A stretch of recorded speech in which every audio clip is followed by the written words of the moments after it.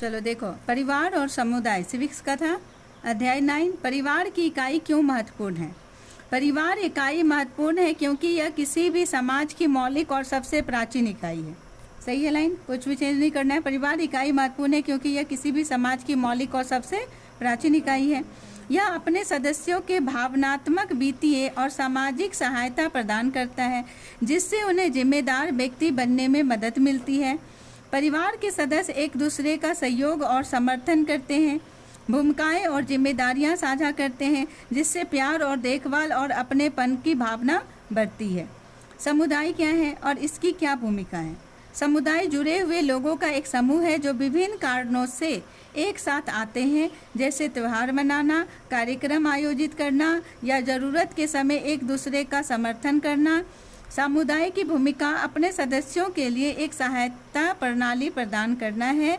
यह सुनिश्चित करना कि सभी के पास साझा साधनों और पारस्परिक सहायता तक पहुँच हो। समुदाय सामाजिक व्यवस्था बनाए रखने और सामूहिक कल्याण के बढ़ावा देने में मदद करते हैं।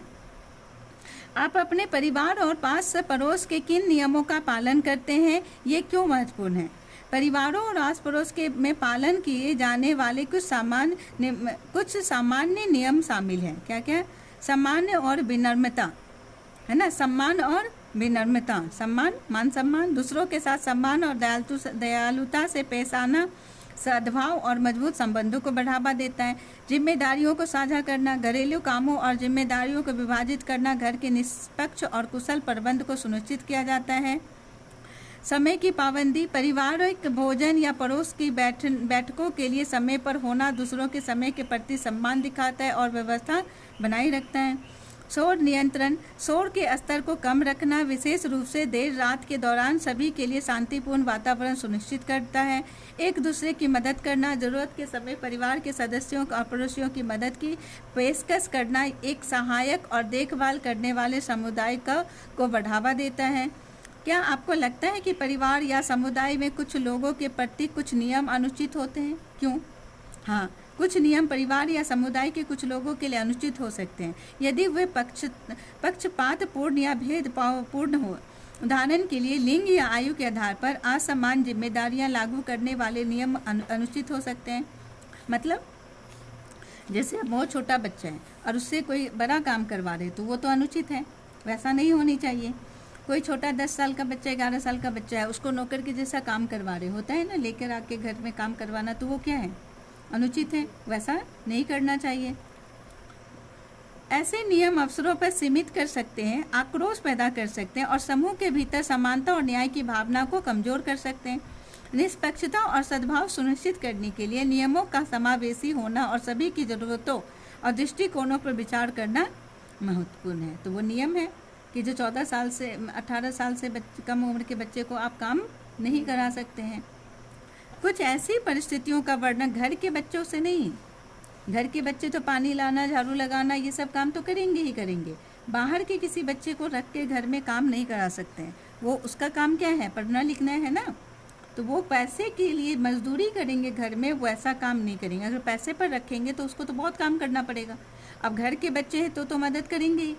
झाड़ू लगाना, घर में अगर कभी ज़रूरत पड़ा खाना बनाने का तो वो भी करना पड़ेगा ना। अपना काम करने में नहीं है, मगर पैसे कमाने के लिए अगर तुम दूसरे जगह जाके काम करो तो वो नियम के विरुद्ध है। समझ रहे हो? कुछ ऐसी परिस्थितियों का वर्णन कीजिए जहां आपने देखा है कि समुदाय के सहयोग से लाभ होता है। आप इसके बारे में लिखिए अथवा चित्र बनाइए। आपदा राहत, बाढ़ या भूकंप जैसी प्राकृतिक आपदाओं के बाद समुदाय अक्सर दान, स्वयंसेवी कार्य और पुनर्निर्माण प्रयासों के माध्यम से तत्काल राहत प्रदान करने के लिए एक साथ आते हैं, जिससे पुनः प्राप्ति में महत्वपूर्ण सहायता मिलती है। स्वास्थ्य संकट, कोविड-19 महामारी जैसे स्वास्थ्य संकटों के दौरान समुदाय भोजन अभियान आयोजित करके मास्क और सैनिटाइजर प्रदान करके और अग्रिम पंक्ति को कार्यकर्ताओं के भावनात्मक समर्थन प्रदान करके एक दूसरे को समर्थन करते हैं। शैक्षिक सहायता समुदाय अक्सर वंचित पृष्ठभूमि के छात्रों को अकादमिक रूप से सफल होने के में मदद करने के लिए ट्यूशन या छात्रवृत्ति निधि जैसे कार्यक्रम बनाते हैं। बुजुर्गों की देखभाल, पड़ोस में बुजुर्गों के लिए साहचर्य, दैनिक कार्यों में सहायता और सामाजिक गतिविधियों के लिए वरिष्ठ केंद्र या स्वयंसेवी कार्यक्रम स्थापित किए जा सकते हैं, जिससे उनके जीवन में गुणवत्ता में सुधार हो सके।